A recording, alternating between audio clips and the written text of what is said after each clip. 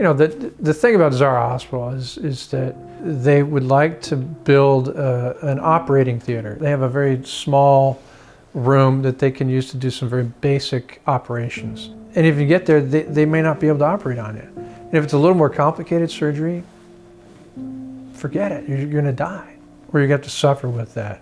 Sister Laura, it's been her dream to build an operating theater there.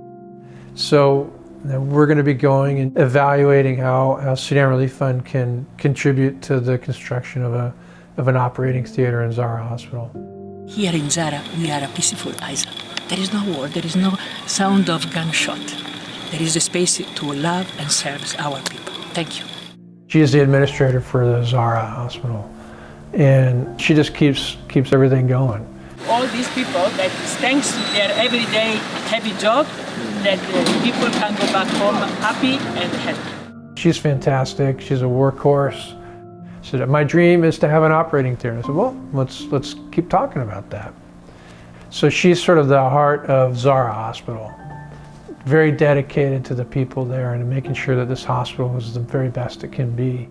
We also have two gentlemen here who are nurses at the hospital who were actually just finished their 3 years of training at the Catholic Health Training Institute, that run by Solidarity, that the Sudan Relief Fund provides a lot of support for up in WOW.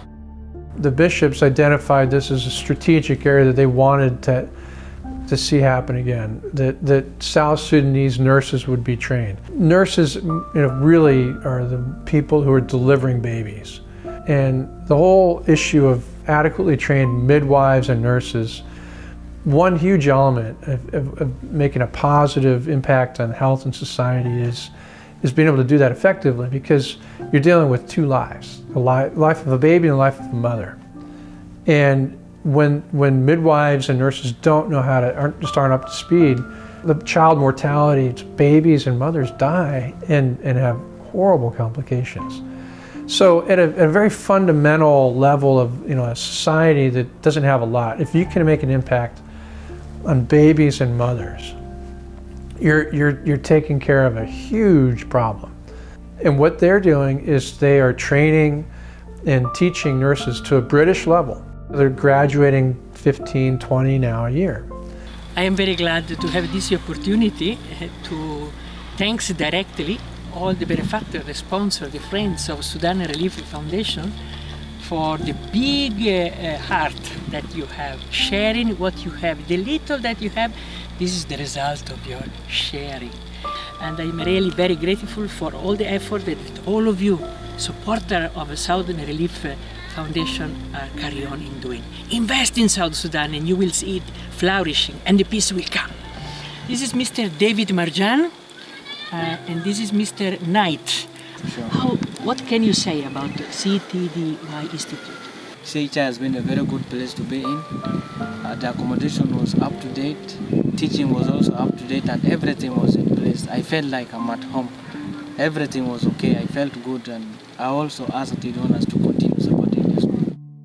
We were able to help provide their salaries, and so that's for sure something that the Sudan Relief Fund has contributed directly towards, so that the operating theater can be, have a competent surgeon. Why did you want to become a nurse? What inspired me to join nursing is just to care for the people of South Sudan who are really suffering and dying every day. Children are suffering and dying due to common diseases which are curable. I give much thanks to the donors who had put effort, send us to school, and we finished the course. We came back.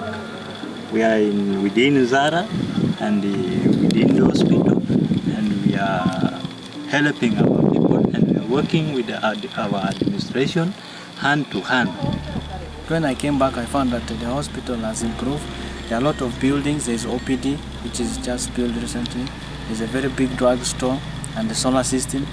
So the patients are not in darkness anymore like the one of last time, because previously nurses were using torches to give drugs to the patient when there was no power in the hospital. So it was very hard for us. So we can say that if we carry on every year to send the people in WOW, and this year we have invested with the two students, girl, to become a midwife.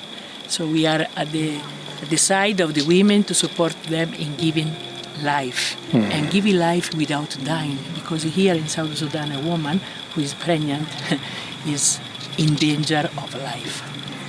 I am happy to say that in South Sudan the mortality rate among the people is 10%. In this hospital this year, with the help of all the staff, from the biggest to the smallest, we reach 2%, and this is a great success, achievement, and I am very happy.